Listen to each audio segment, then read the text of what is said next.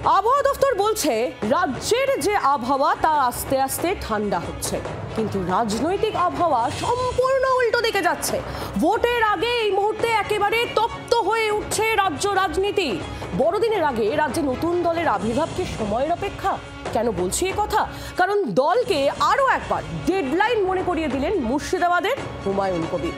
তার হুঙ্কারে কি কাজ হবে নাকি সবটাই ফাঁকা আওয়াজ? সামনে শীতের মরশুম, ভোটেরও। বিহার থেকে বয়ে আসা হাওয়া বুঝে ব্যাট চালিয়ে খেলার এটাই কি আদর্শ সময়? দর বাড়ানোরও?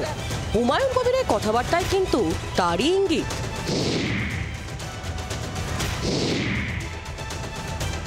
তিনি আগেই জানিয়েছিলেন 22শে ডিসেম্বর নতুন দল ঘোষণা করবেন।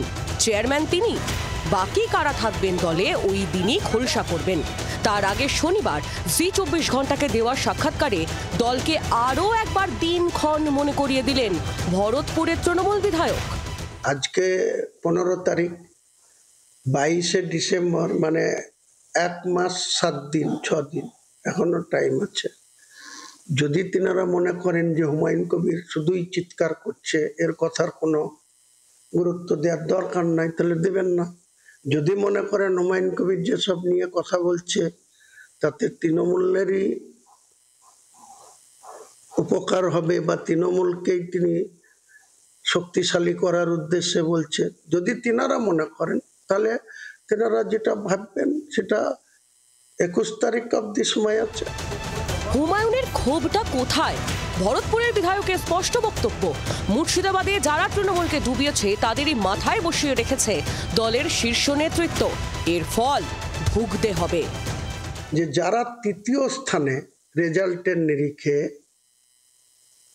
যে 3 গোল খাবে তাকে বিজয়ী সার্টিফিকেট দেবে, যারা 3 নম্বরে আছে তারা আমাদের নেতৃত্ব দেবে কেন? আর যারা বুথকে আগলায়, যারা তৃণমূলকে শক্তিশালী করে, যারা 1000 ভোটের মধ্যে 900 পোল করলে 700 জোড়া ফুলের প্রতীকে দেয়, তাদের নেতৃত্ব দেওয়ার অধিকার নাই? এটা কোন ফর্মুলা? দলের একাংশকে চোর বলতেও ঠোঁট কাঁপেনি হুমায়ুনের। যেসব চোরদের পুষে রেখেছে সেই চোররা গ্রাম পঞ্চায়েতের মেম্বার, প্রধান, পঞ্চায়েত সমিতি দখল করে বসে আছে। একটা ওয়ারিশ সার্টিফিকেট নিতে গেলে টাকা ছাড়া দেয় না পাবলিককে। তাদের দল সাপোর্ট করবে রাজ্য কিসের স্বার্থে, কিসের জন্য? আর আমরা এখানে ভ্যাক করব, আমরা এখানে আমাদের কোনো মূল্যায়ন হবে না, আমাদের কোনো কথা শোনা হবে না। তা আমরা মানুষের কাছে যাই না, দেখি না।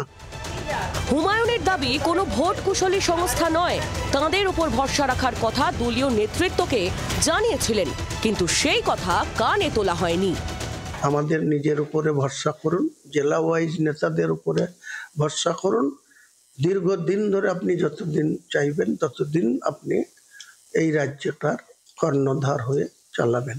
দিদি বলেও ছিলেন আমাদের সামনে যে ওইসব কিছু থাকবে না, আমি প্রত্যেকটা জেলার নেতাদেরই ইম্পর্টেন্সি দিয়ে চালাবো। সেটা তো হলো না। 2 মাস যেতে না যেতে সেই দিদি বলছেন এটা মানতে হবে, এটাই করতে হবে। মানুষ এবার বুঝে গেছে যে এই 30% এর মানে দায় কখনো মমতা বন্দ্যোপাধ্যায় নেবে না, এবং এদের কখনো বিকাশ ডেভেলপমেন্ট কোনো কিছুই হবে না। এই জন্য আজকে তারা আওয়াজ তুলছে এবং তারা আস্তে আস্তে করে সেই তৃণমূলের দলটা থেকে সরতে শুরু করেছে। প্রশ্ন হচ্ছে, সংখ্যালঘু প্রভাবিত মুর্শিদাবাদে নিজের জমি তৈরি করতেই এখন এইসব কথা বলছেন হুমায়ুন? ভোটের মুখে তাঁর এইসব মন্তব্য শেষ পর্যন্ত কি সহ্য করবে তৃণমূল? উত্তর পেতে হাতে রয়েছে 1 মাস 7 দিন। সোমা মাইতির রিপোর্ট, জি24 ঘন্টা।